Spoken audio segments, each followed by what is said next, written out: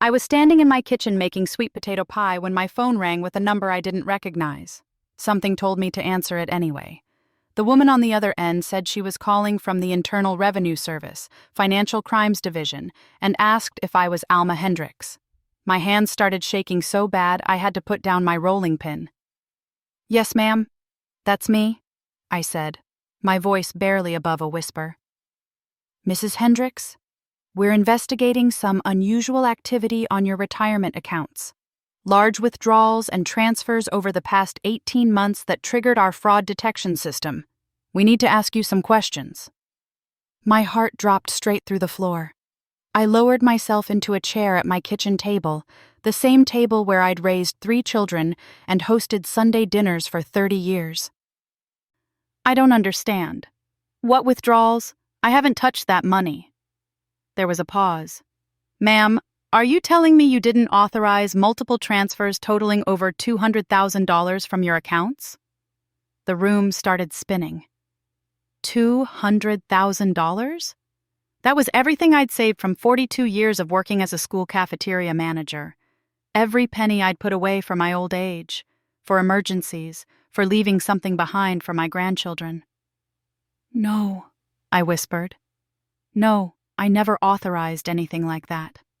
The agent's voice changed, got softer but more serious. "Mrs. Hendricks, I'm going to need you to come down to our office tomorrow morning. Don't discuss this with anyone until after we meet. Can you do that?"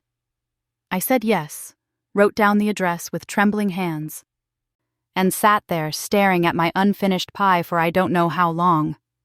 My mind was racing, trying to make sense of it. Who had access to my accounts? Who could have? And then it hit me like a freight train. Deshaun, my son, my only son, the boy I'd worked double shifts to put through college. The man I'd trusted with my banking information 2 years ago when I'd had surgery and needed help paying bills while I recovered. I wanted to be wrong so badly it hurt. But deep in my gut, I knew. Let me back up and tell you how I got here, sitting in my kitchen with my whole world crashing down around me. My name is Alma Hendricks, and I'm 68 years old. I raised 3 children by myself after my husband Jerome passed from a heart attack when Deshaun was just 12. My daughters, Keisha and Tamika, they moved out of state years ago. Keisha's in Atlanta, Tamika's in Houston. We talk every week, and they're doing real well. But Deshaun stayed here in Chicago, and I was glad for it. Thought it meant we were close. Deshaun married Tanya 5 years ago. She seemed nice enough at first, always smiling, always complimenting my cooking at family dinners. Her family, though, that's where the problem started. Her parents, Maurice and Francine Wellington, they acted like they were better than everybody. Maurice had some kind of consultant business that I never quite understood, and Francine was always talking about their investment properties and their trips to Dubai and Paris. At first, I tried to get along. When they came to Sunday dinner, I made my best dishes. My famous fried chicken, collard greens, macaroni and cheese, cornbread from scratch. Francine would pick at her food and make little comments. "Oh, this is rustic," or "I've been eating plant-based mostly, so much healthier." Meanwhile, Maurice would check his phone the whole time and barely say 2 words to me. But I kept trying. That's what you do for family, right? You keep trying. About 18 months ago, Tanya's brother Lance got into some kind of business trouble. She and Deshaun came over one evening looking serious. They sat me down in my living room, the one I'd just had repainted with money I'd saved from my Social Security. "Mama," Deshaun said, holding Tanya's hand, "we need to talk to you about something important." Tanya jumped in before I could respond. "It's Lance. He's about to lose his business. The one Maurice helped him start. They need $50,000 by the end of the month or everything falls apart." I didn't even have time to process that before Deshaun said, "Mama, you've got that retirement money just sitting there. You're not using it. You've got your pension and Social Security. This would really help family." My mouth fell open. "Baby, that money is for emergencies. For when I get older and might need care. That's my safety net." Tanya's face changed, got cold. Your safety net? Deshawn takes care of you. We all take care of you.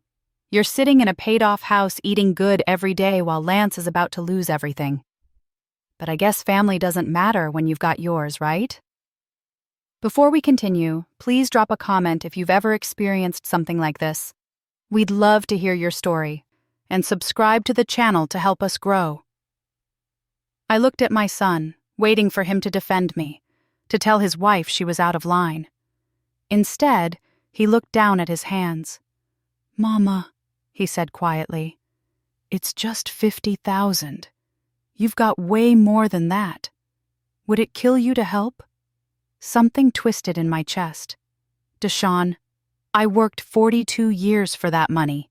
42 years of early mornings and sore feet and now you're being selfish, Tanya cut me off. She stood up, pulling Deshawn with her. "Come on, baby. We'll figure it out ourselves, like we always do, without help from stingy people." They left. Just walked out of my house with me sitting there feeling like I'd been slapped. Over the next few weeks, things got worse. Deshawn stopped coming by for Sunday dinners, stopped answering my calls as much. When he did talk to me, he was short, distant. My grandbabies, his twins Jaden and Zara, I barely got to see them anymore. Then I started hearing things through my church family at Mount Zion Baptist. Sister Gladys pulled me aside after service one Sunday. "Alma, honey, I hate to tell you this, but Francine Wellington was running her mouth at the supermarket yesterday, saying you're too selfish to help your own son's family, saying you've got all this money and won't share a dime even when they're struggling." My face got hot. Struggling?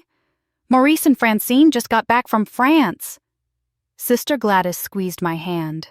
"I know, baby, I know. I'm just telling you what she's saying. Want you to be prepared." But I wasn't prepared. Not for what came next. I started seeing Deshawn and Tanya at family functions, my cousin's wedding, my niece's baby shower.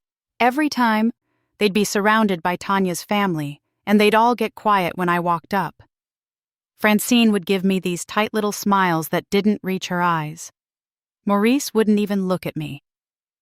At my great-nephew's birthday party, I overheard Tanya talking to her sister Monique. "Girl, his mama is sitting on a fortune and won't help nobody but herself. My parents had to take out loans to help Lance. Loans, while she's got hundreds of thousands just rotting in the bank." I felt sick. I slipped out of that party early, went home and cried for hours. My daughters called me that night. Both of them, one after another. Somehow word had gotten to them. "Mama, don't you dare give them your retirement money," Keisha said firmly. "I know Deshawn's your baby, but this is wrong. Tanya and her family are manipulating him." Tamika was even more direct. "Mama, those people are users. Don't do it, please." But the damage was done. My son wouldn't talk to me unless I called him first. My grandbabies, I missed them so much my heart ached. I'd raised Deshawn to be better than this. Where had I gone wrong? Then, 3 months after that first conversation, Deshawn showed up at my house with papers. Said they were updated beneficiary forms for my accounts, just routine stuff to make sure everything was in order in case something happens. He was so sweet that day, like my old Deshawn.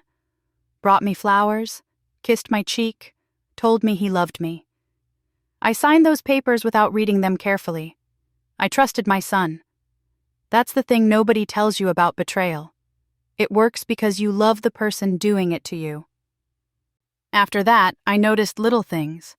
Mail about my retirement accounts that I didn't remember requesting. A statement that showed a different balance than I expected, but Deshawn said the market had been down, not to worry. I'd never been good with investment stuff, so I believed him. My church family noticed the change in me. I got quieter, stopped hosting my usual dinners. Pastor Williams pulled me aside one Sunday and asked if I was okay. "I'm fine, Pastor," I lied. "Just tired." But I wasn't fine. I was carrying this heavy weight of being called selfish by my own son. of being shut out of my grandbabies' lives, of feeling like maybe I was wrong. Maybe I was being stingy. Maybe I should have helped. Then came that phone call from the IRS.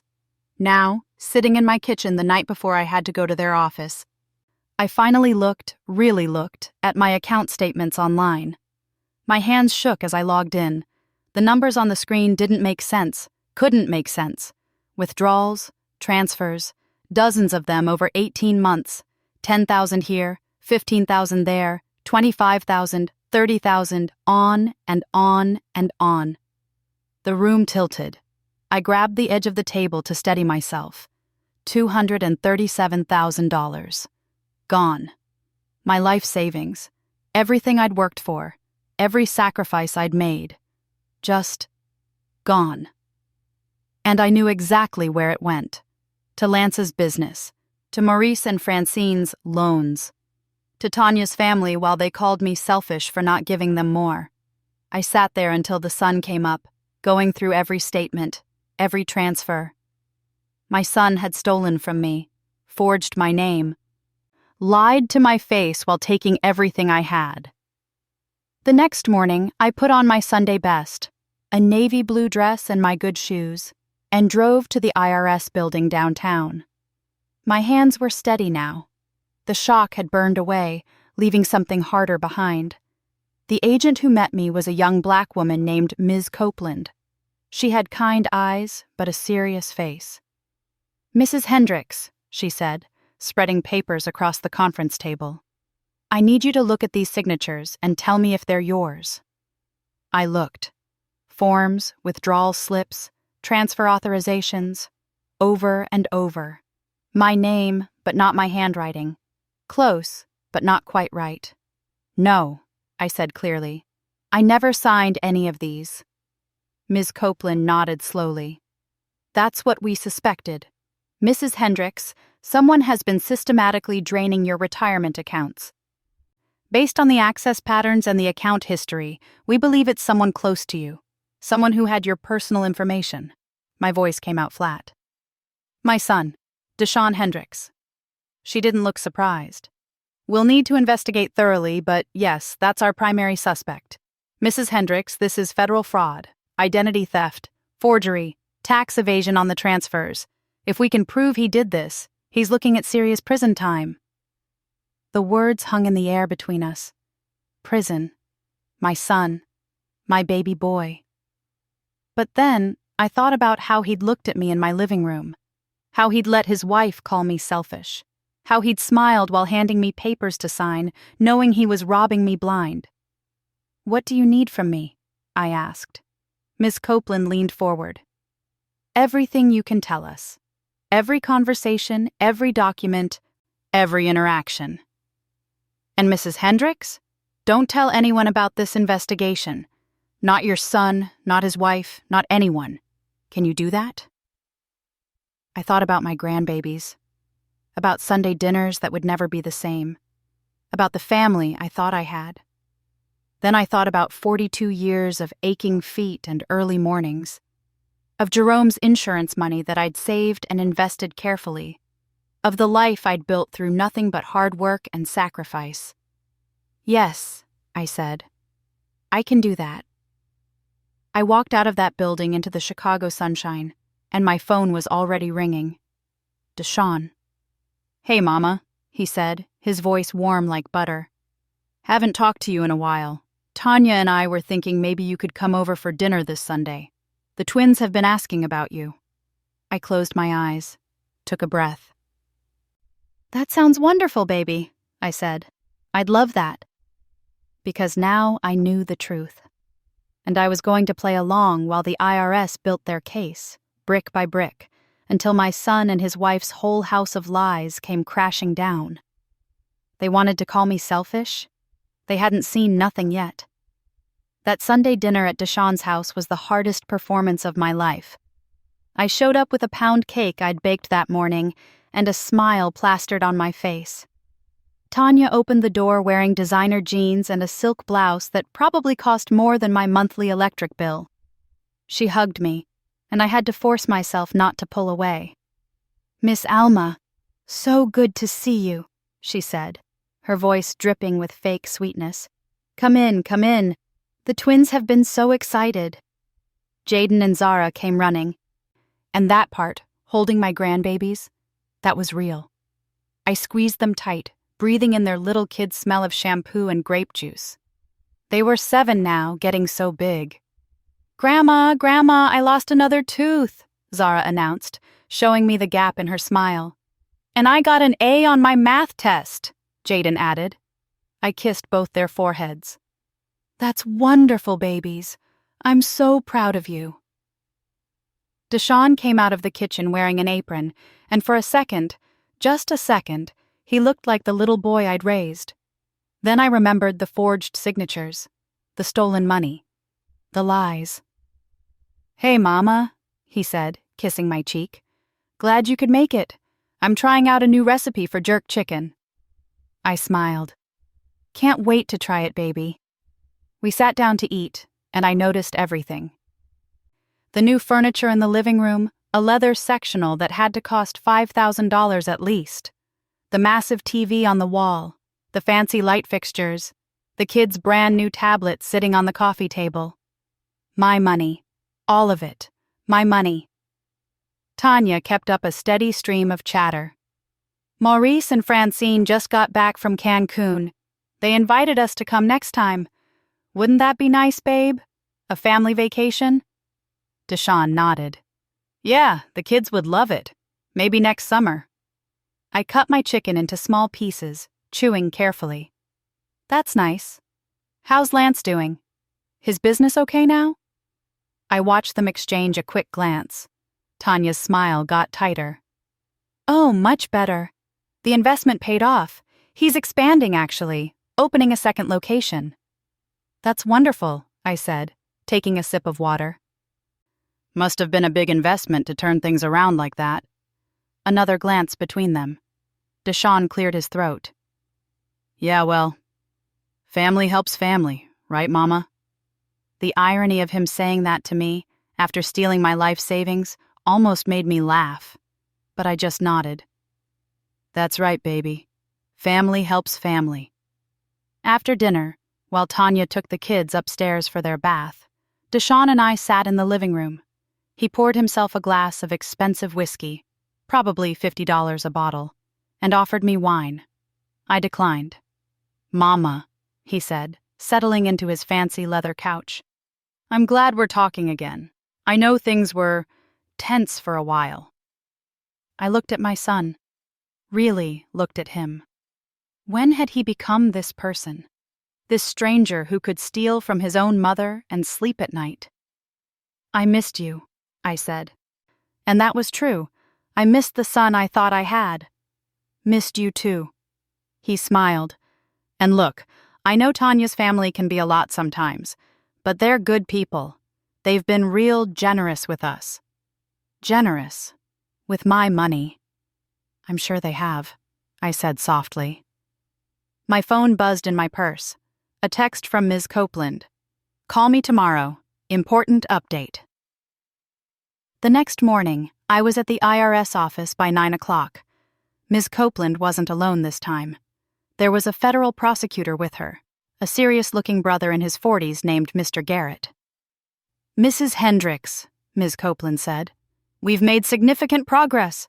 We've traced every transfer from your accounts. Would you like to know where your money went? I sat down, gripping my purse. Yes. Mr. Garrett pulled out a chart. $50,000 to Lance Wellington for his business, which, by the way, was actually used to pay off his gambling debts. $35,000 to Maurice and Francine Wellington, supposedly for emergency medical expenses that never existed. $20,000 for Tanya's sister Monique's wedding. $15,000 for a down payment on Maurice and Francine's new Mercedes. And the rest? He paused, looking at me with something like pity. The rest went to upgrading Deshaun and Tanya's lifestyle. New furniture, vacations, private school tuition, shopping sprees. The room was spinning. They used my retirement money for a Mercedes? And that's not all, Ms. Copeland added. None of these transfers were reported as gifts on their taxes. That's tax evasion. Each member of the Wellington family who received money is liable. And Deshawn, he forged your signature 17 times, Mrs. Hendricks. 17 separate acts of federal fraud. I sat there, letting it sink in. My son had stolen from me 17 times, signed my name 17 times, looked me in the eye and called me selfish 17 times while robbing me blind. What happens now? I asked. Before we continue, please tell us where you're watching from so we know how far our stories reach, and subscribe to the channel to help us grow. Mr. Garrett leaned forward. We need you to keep playing along. Don't confront them yet. We're building a case that will stick. Fraud, identity theft, tax evasion, conspiracy. But we need more evidence. Recorded conversations where they might admit to things. Documentation. Can you do that? Could I? Could I sit across from my son and his wife, smile and nod while wearing a wire? I thought about 42 years in that school cafeteria. Thought about the arthritis in my hands from all those years of work. Thought about Jerome, who'd worked himself into an early grave to provide for our family. Yes, I said. I can do that. They gave me a small recording device that looked like a regular smartphone. Taught me how to activate it. Ms. Copeland touched my hand gently. Mrs. Hendricks, I know this is hard, but you're doing the right thing. Was I? Was it right to help send your own child to prison? But then I remembered. He'd already made his choice. He chose to steal from me. He chose to lie. He chose his wife's family over his own mother. Over and over and over again, he chose. The next few weeks were torture. I went to Deshawn's house for dinner twice more. I attended a Wellington family barbecue where Francine showed off her new Mercedes. My Mercedes. Really, and Maurice bragged about Lance's successful business expansion. I smiled and nodded and recorded everything. I went to church and kept my mouth shut even though I wanted to scream. Sister Gladys knew something was wrong. Alma, baby, you're not yourself, she said after Bible study one Wednesday night. What's going on? I almost broke, almost told her everything. But I couldn't. Not yet. Just tired, sister. Just tired. But I wasn't sleeping. Every night I lay awake thinking about how I'd missed the signs, how I'd trusted too easily, how I'd let them make me feel guilty for working hard and saving my money. Keisha called me one night, worried. Mama, you sound strange. Are you okay? Is Deshawn still giving you trouble? No, baby. Everything's fine. He's been real nice lately, actually. The lie tasted bitter in my mouth. But I couldn't tell her either. Not yet. Then came the day that changed everything. I was at Deshawn's house. They'd invited me for Sunday dinner again, and Tanya's whole family was there. Maurice, Francine, Lance, Monique, all of them. My recording device was in my pocket, activated. Maurice was holding court at the head of the table, talking about some new investment opportunity. We should all put in $20,000 each. The returns will be incredible. Francine nodded. Lance, you should definitely do it. After everything we've invested in your success, you owe it to yourself to keep building. Lance laughed. True that. And hey, if I need more capital, we know where to get it, right? He winked at Deshawn. My son smiled. Mama's accounts? Man, that well's running dry. I've pulled just about everything I can without raising red flags. My heart stopped. Tanya chimed in. Besides, we need to be more careful now. We don't want her catching on. Francine waved her hand dismissively. Please, Alma's not smart enough to figure it out.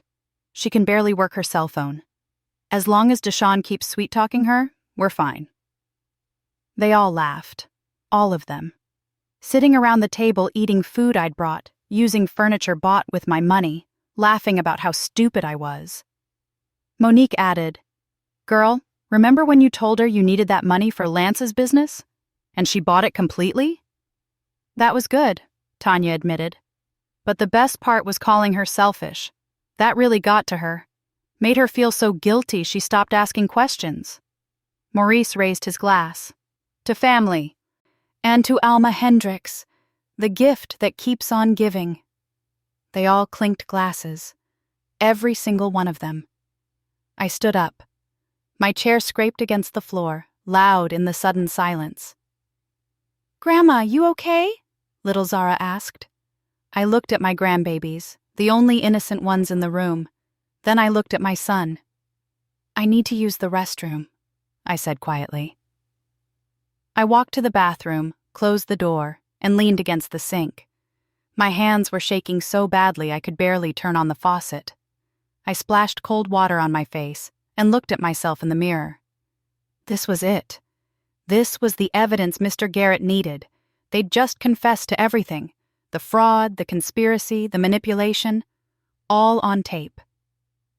I took a deep breath, dried my face, and walked back out to the dining room. They were still talking and laughing. Not a care in the world. Why would they worry?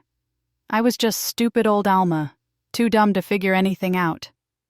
"Actually," I said, standing in the doorway, "I'm not feeling well.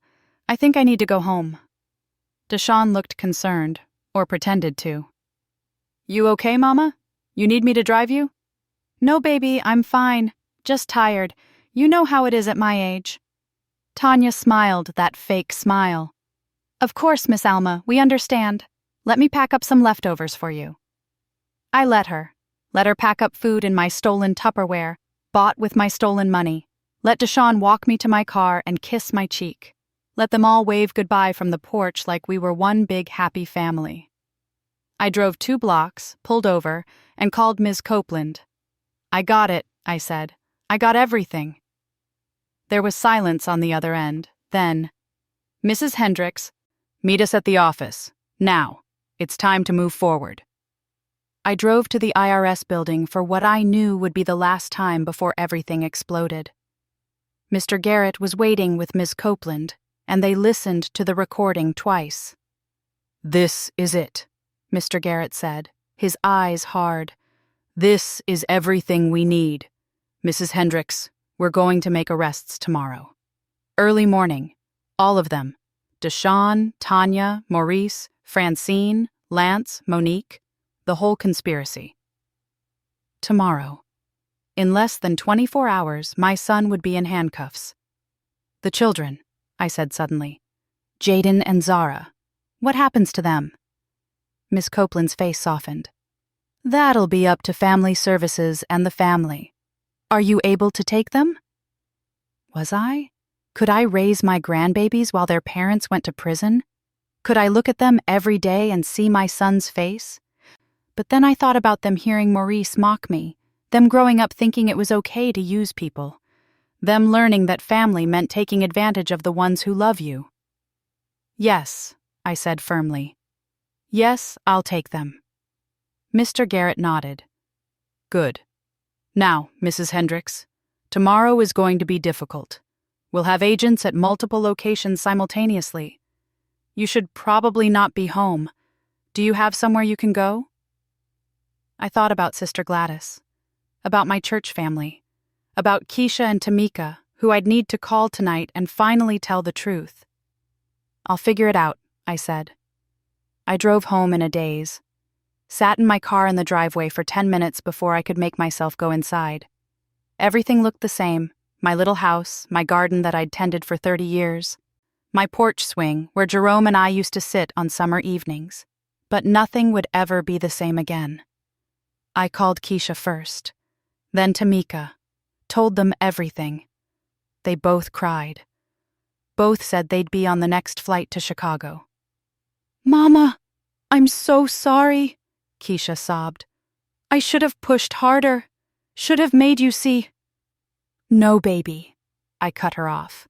"This isn't on you. None of this is on you." That night, I didn't sleep at all. I sat at my kitchen table with a cup of tea, watching the clock tick toward morning, toward the moment when everything would explode. At 6 a.m., my phone rang. It was Ms. Copeland. Her voice was tight. "Mrs. Hendricks, we have a problem. Deshawn and Tanya are gone." My blood ran cold. What do you mean, gone? We went to execute the arrest warrant at their home. The house is empty. They've cleared out. Took the kids, took everything. Mrs. Hendricks, she paused. We think someone tipped them off. I couldn't breathe. My grandbabies were gone, and it was my fault. I should have moved faster. Should have gotten them out first. Mrs. Hendricks, are you there? Miss Copeland's voice cut through my panic. My grandbabies, I whispered. Where are my grandbabies? We're working on it. We've issued warrants and alerts. Mrs. Hendricks, I need you to think. Is there anywhere they might go? Anyone they might contact? My mind raced. Tanya's cousin. She has a cousin in Memphis. Charisse Robinson. Good. That's good. We're on it. Mrs. Hendricks, don't go anywhere. We may need you. The next hours were the longest of my life.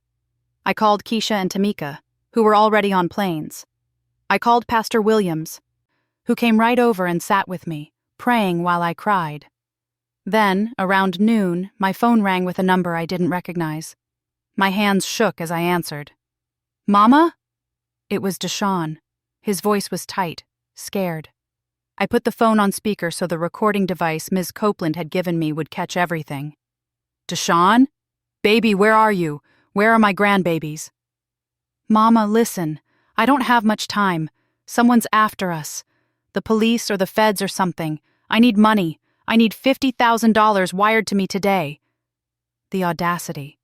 After everything, he was calling to ask for more money. Baby, what's going on? Why are the police after you? Don't play stupid, Mama. His voice turned harsh. I know you talked. You told someone about the accounts. This is your fault. You're going to fix it. Wire me the money to this account. I don't have $50,000, Deshaun. You took it all, remember? Silence. Then, what? You stole my retirement. All of it. $237,000. Gave it to Tanya's family while they called me selfish, while they laughed at how stupid I was. Mama, I don't know what you're talking about. Stop lying. My voice broke. I know everything, Deshaun. The IRS knows everything. The fraud, the forgery, all of it. You stole from your own mother. I heard Tanya in the background. Hang up. Hang up right now. This is your fault, Deshaun shouted. If you'd just helped when we asked, none of this would have happened. You're supposed to be family. I am family, I screamed back. I'm the mama who worked 42 years to give you a good life. I'm the mama who raised you right, or thought I did, and you repaid me by stealing everything I had. You had plenty. You didn't need it. You were just being selfish, sitting on all that money while we struggled. You didn't struggle. You lived high off my money while I ate soup for dinner. You bought a Mercedes with my retirement. That was for Francine's. He stopped, realized he'd admitted it. Bring my grandbabies home, I said, my voice deadly quiet. Bring them home right now, Deshaun. They don't deserve this. You'll never see them again, he spat. Never. This is what you get for... The line went dead. I sat there, phone in my hand, shaking all over. Pastor Williams put his arm around my shoulders. The Lord sees, Alma. He sees everything, and he will deliver justice. 3 hours later, Ms. Copeland called. We got them. Tennessee State Police pulled them over just outside Memphis. They had suitcases full of cash. We're guessing they'd been pulling out money all week, probably got tipped off somehow. Deshaun tried to run on foot. They caught him in a Walmart parking lot. The children? Safe. Scared, but safe. We have them in protective custody until family services can place them with you. Mrs. Hendricks, you should also know, we arrested Maurice, Francine, Lance, and Monique this morning. They're all being charged as co-conspirators. I closed my eyes. What happens now? Now we take them all to court. And Mrs. Hendricks, we fight. The next week was a blur. Keisha and Tamika arrived and took over my house, cooking and cleaning and holding me while I cried. I went through the process of getting emergency custody of Jaden and Zara. When they brought my grandbabies to me, they ran into my arms and didn't let go for a solid hour. "Grandma, we were so scared," Zara whispered. "Daddy was acting crazy. Mommy was crying. They wouldn't tell us what was happening." "You're safe now, baby. I've got you. I've got both of you." Jaden looked up at me with Jerome's eyes. "Are Mommy and Daddy in trouble?" Before we continue, quick question. What would you do in this situation? Let us know in the comments, and don't forget to subscribe for more stories like this. How do you tell a 7-year-old that his parents are criminals? That they stole from their own family? That they might go to prison? Yes, baby, they made some very bad choices, but we're going to get through this together. I promise. The preliminary hearings were brutal. I had to sit in a courtroom and watch my son in an orange jumpsuit, hands cuffed, while they read the charges. 17 counts of fraud, identity theft, conspiracy, tax evasion. The evidence was overwhelming. The forged signatures, the recorded conversation, Deshawn's admission on the phone about Francine's Mercedes. Tanya sat beside him, crying. Behind them, Maurice and Francine looked smaller somehow, less impressive without their designer clothes and arrogant smiles. Lance and Monique were in separate hearings, but I heard they were all turning on each other, trying to make deals. Mr. Garrett stood up and addressed the judge. "Your Honor, this was a calculated, systematic theft from an elderly woman by her own son and his conspirators. Mrs. Alma Hendricks worked for over 4 decades to save that money. The defendants not only stole it, but psychologically manipulated her, isolated her from her grandchildren, and publicly humiliated her by calling her selfish while they enriched themselves with her savings." The judge, a stern black woman named Judge Anderson, looked at Deshawn with ice in her eyes. "Mr. Hendricks, you forged your mother's signature 17 times. You stole over $200,000 from the woman who raised you. Do you have anything to say for yourself?" Deshawn's lawyer started to speak, but Deshawn cut him off. "She wouldn't help. She had all that money just sitting there, and she wouldn't help her own family." Judge Anderson's expression could have frozen hell. "Your mother's money was not yours to take. Her retirement savings, earned through decades of honest work, were not a resource for you to plunder. Bail is denied. You will remain in custody until trial." As they led him away, Deshawn looked at me. For just a second, I saw my little boy, the one who used to help me carry groceries, who'd cried at his daddy's funeral, who'd promised to always take care of me. Then he looked away, and that boy was gone. The civil suits came next.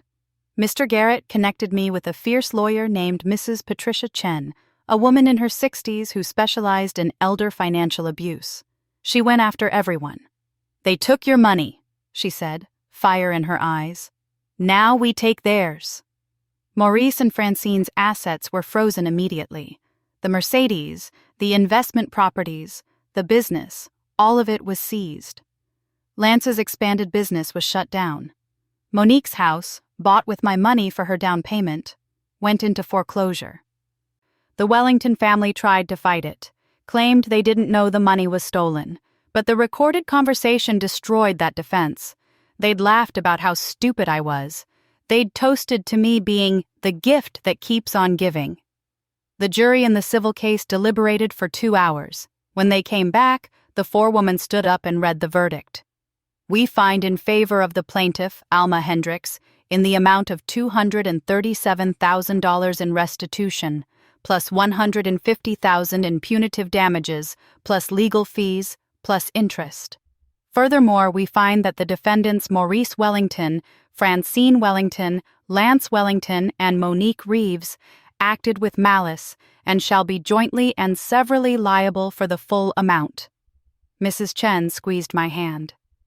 "That means they all have to pay, together. If one can't pay, the others have to cover it. We're going to bleed them dry." And we did. Maurice's business went bankrupt trying to pay his share. Francine had to sell all her jewelry, her designer clothes, everything. Their house was foreclosed on. Lance lost everything: the business, his car, his apartment. Monique and her husband divorced over it. He wasn't going to go down with her ship. The criminal trial for Deshawn and Tanya came 6 months later. I had to testify, had to sit on that stand and tell a courtroom full of strangers how my own son had betrayed me. Deshawn's lawyer tried to paint me as a heartless mother who refused to help her struggling son, but Mr. Garrett destroyed that narrative. "Mrs. Hendricks," he said gently, "can you tell the jury what you were eating for dinner during the time your son was stealing your money?" "Soup mostly. Canned soup. Sometimes grilled cheese if I had bread." "And why were you eating soup?"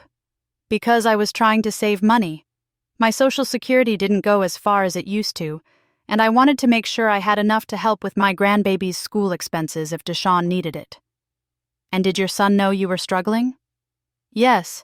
He'd come over and see my near-empty refrigerator. He never said anything." The jury looked at Deshawn like he was dirt on their shoes. When the verdict came back, guilty on all counts, I didn't feel triumphant. I just felt tired and sad and empty.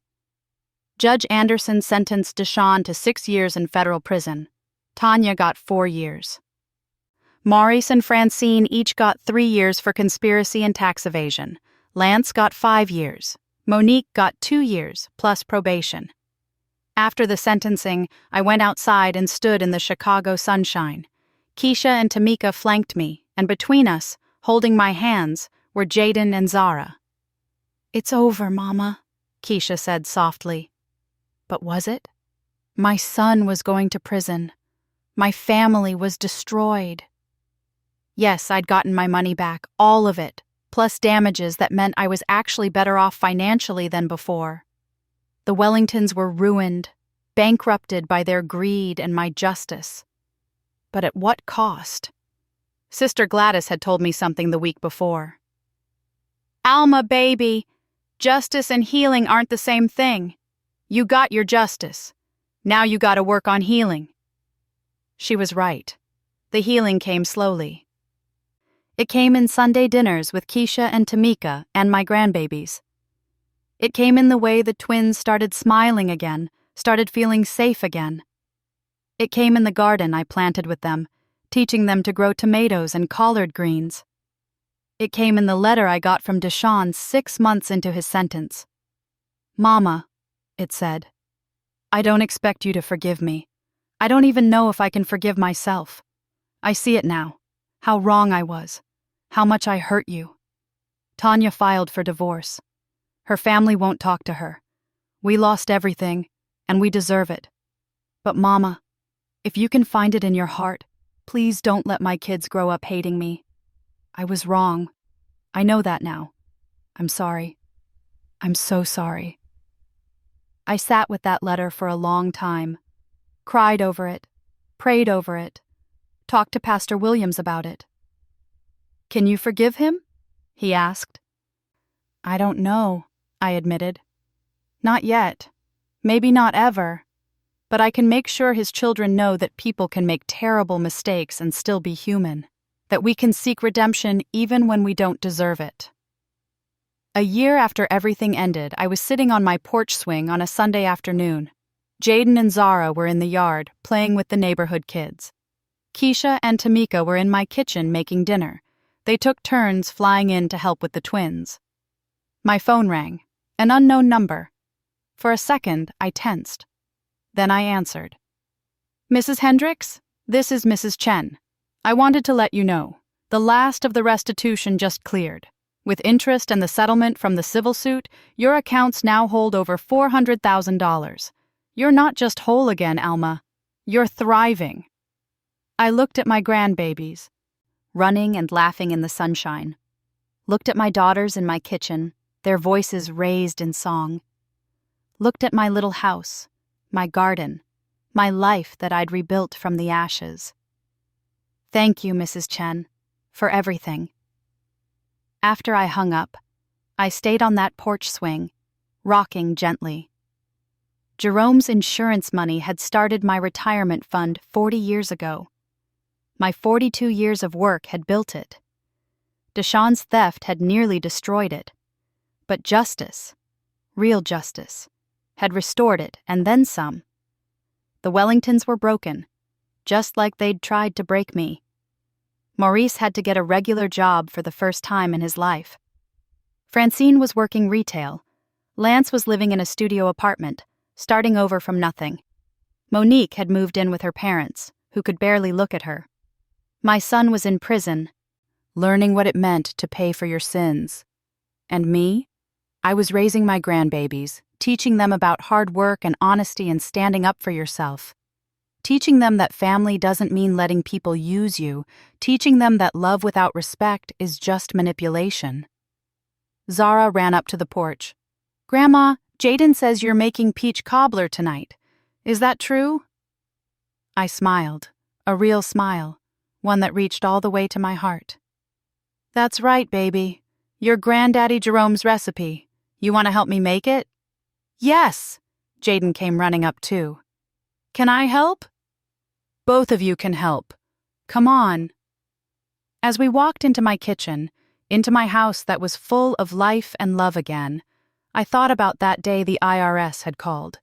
How scared I'd been, how betrayed I'd felt. I thought about how they'd called me selfish, how they'd laughed at how stupid I was, how they'd stolen my dignity along with my money. But I'd gotten it all back. My money, my dignity, my peace. And they'd gotten exactly what they deserved. In my Bible study group, Sister Gladys asked me once if I regretted turning in my son, if I wished I'd just let it go. I looked her straight in the eye and said, no, because if I had let it go, what would I have taught my grandbabies? That it's okay to steal if you're family? That hard work doesn't matter? That good people should let bad people walk all over them? No, ma'am. I taught them something better. I taught them that you stand up for yourself, that actions have consequences, that justice matters. She nodded slowly. And forgiveness? Where does that come in? Forgiveness is for me, not for him. Someday, maybe I'll forgive Deshaun, maybe I won't. But either way, I'm free. I'm not carrying his burden anymore. That's his to carry now. Now, sitting at my kitchen table with my grandbabies helping me make cobbler, flour on their faces and joy in their eyes, I finally understood what freedom really meant. It meant knowing your worth. It meant standing up when someone tries to tear you down. It meant fighting for what's yours, even when the person stealing from you is someone you love. It meant surviving, thriving, living. They called me selfish. They called me stingy. They called me stupid. But I was none of those things. I was Alma Hendricks. I'd worked 42 years in that cafeteria. I'd raised 3 children alone after losing my husband. I'd saved every penny I could for my future. And when someone tried to take it from me, even my own son, I'd fought back. And I'd won. Not just in court, not just financially, but in every way that mattered. I'd won my life back. That's all for today's story. If this touched your heart, please subscribe and share your own experiences below. We're all in this together.